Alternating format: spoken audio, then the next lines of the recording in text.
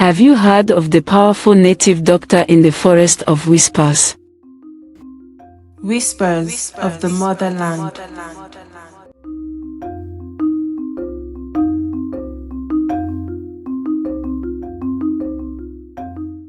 Once upon a time, in the remote village of Unjo, a woman named Chinelo yearned for the joy of motherhood. The village, nestled among the lush hills and thick forests, was a place where every sunrise brought hope, and every sunset left a whisper of dreams yet to be fulfilled. But for Chinelo, each day was a reminder of her barrenness. Her husband, Obinna, was a kind man who supported her through her sorrow, but even his comforting words couldn't fill the void in her heart. Chinelo prayed fervently to Ani, the earth goddess, but the blessings of a child eluded her. She visited one fertility god after another, seeking any remedy that could grant her the child she desperately desired. Yet, each attempt ended in disappointment. The whispers of the villagers, though hushed, were like daggers in her heart. They spoke of her barrenness as if it were a curse, a blemish on her family. One day, while gathering herbs in the forest, Chinelo overheard a conversation that changed everything. Have you heard of the powerful native doctor in the forest of whispers? A woman whispered to her companion. They say he can perform miracles. But that place is dangerous. The other replied, her voice trembling. Spirits roam there, and dark things happen under the canopy of those trees. That night, Chinelo made a decision.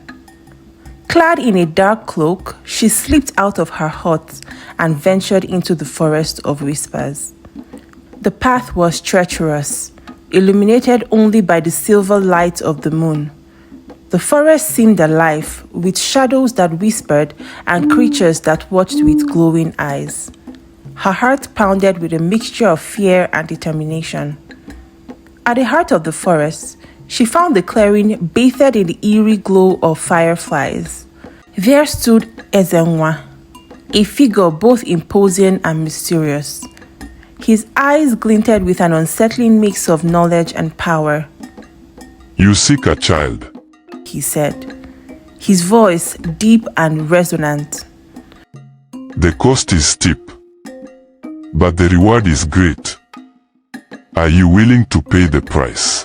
I am prepared to do anything, Chinelo replied, her voice steady despite the fear that gripped her heart.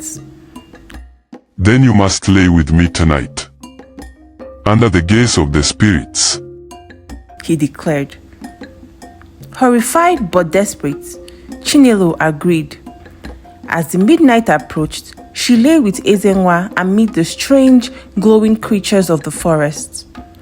The ritual was unlike anything she had ever experienced. Ezenwa chanted ancient incantations, and the forest seemed to come alive with an eerie glow. Shadows twisted and turned, forming grotesque images that seemed to watch their every move. When dawn broke, Ezenwa completed the ritual, promising Chinelo that her womb would soon bear fruit. Exhausted and emotionally drained, she made her way back home, her heart heavy with the weight of her actions. Months passed, and as Ezenwa had promised, Chinelo's belly began to swell with the promise of a new life. The villagers of Unjo buzzed with excitement and curiosity, their initial skepticism turning into hope. However, the joy of her pregnancy was marred by a sense of foreboding that she couldn't shake off. When the time for delivery came, the midwives worked frantically, their faces etched with worry. The labor was long and arduous. Despite their best efforts, Chinelo's life slipped away, leaving behind twin boys conjoined at the body but with two distinct heads. They were named Isike and Isindu. These children are a sign from the gods. Yet, their arrival brings sorrow, Elder Chukwuemeka said, his voice heavy with emotion. Obinna was devastated by his wife's death, but committed to raising their sons with love and care. He named the boys Isiike and Isindu, hoping that their names, which meant strength and patience, would guide them through their difficult lives. The villagers, however, viewed the boys with suspicion and fear. They whispered that the twins were cursed, a bad omen brought upon by dark forces. Those boys are not normal. They bring bad luck. One villager muttered.